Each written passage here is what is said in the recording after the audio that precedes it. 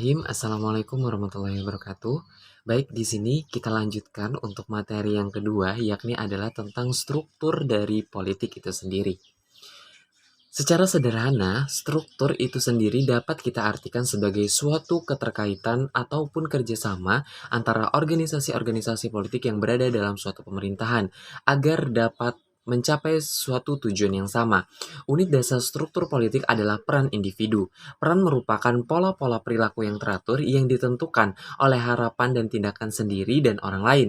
Struktur senantiasa melibatkan fungsi-fungsi politik, maka pendekatan yang digunakan biasanya disebut sebagai struktural fungsional.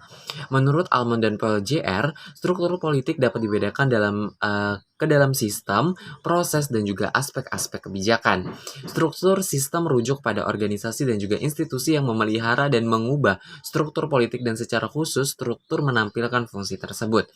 Kita berbicara tentang sejarah dan periode struktur politik itu sendiri. Yang pertama, pada struktur politik Orde Lama. Iklim sistem politik Indonesia pada masa menjelang jatuhnya Orde Lama sangat tidak kondusif.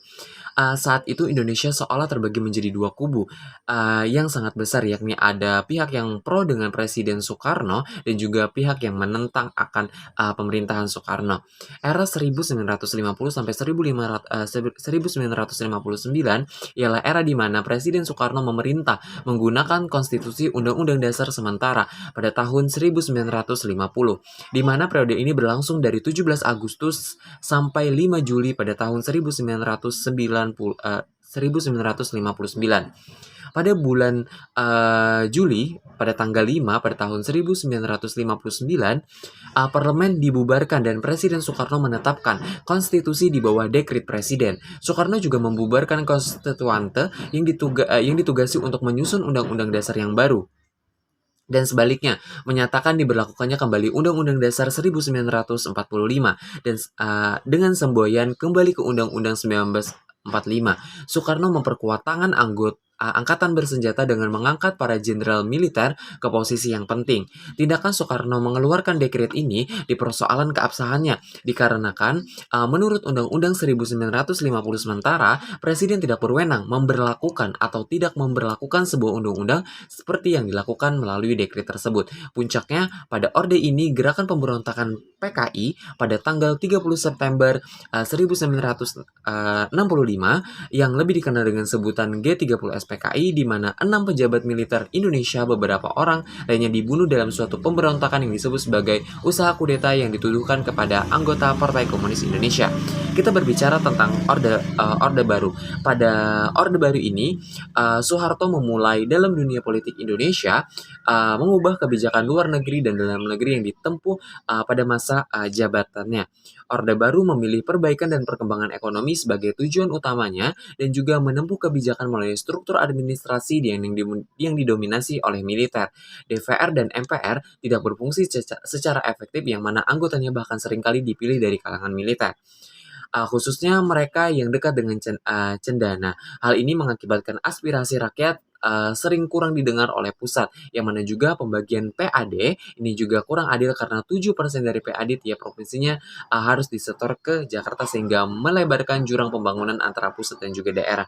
Ketika berbicara tentang struktur politik pada era reformasi, pada masa ini Presiden Habibie adalah sebagai pembuka sejarah perjalanan bangsa era reformasi mengupayakan pelaksanaan politik di Indonesia yang mana dalam kondisi transparansi serta merencanakan pelaksanaan pemilihan umum secara langsung yang mana bebas, rahasia, jujur, dan juga adil.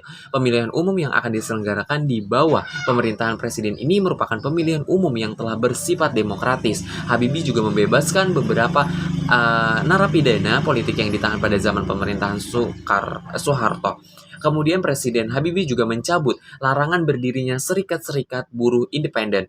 Almond dan Kornema membedakan struktur politik atas infrastruktur yang terdiri dari struktur politik, masyarakat, suasana kehidupan politik masyarakat, dan juga sektor politik masyarakat.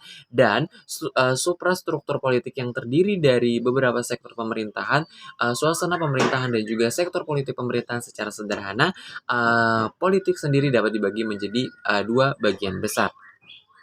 Ketika kita berbicara tentang struktur menuju kepada susunan komponen-komponen dari kekuasaan politik negara. Lembaga-lembaga politik merupakan pewujudan dari komponen-komponen tersebut, sehingga secara konkret dalam bentuk badan politik.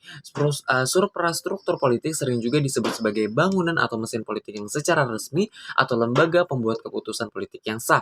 Lembaga tersebut berfungsi untuk mengkonvensi input yang terdiri dari tuntutan, dukungan yang menghasilkan suatu output berupa kebijakan publik.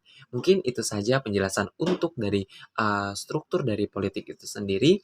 Mungkin akan kita lanjutkan untuk materi selanjutnya. Sekian, wabillahi taufiq wal hidayah.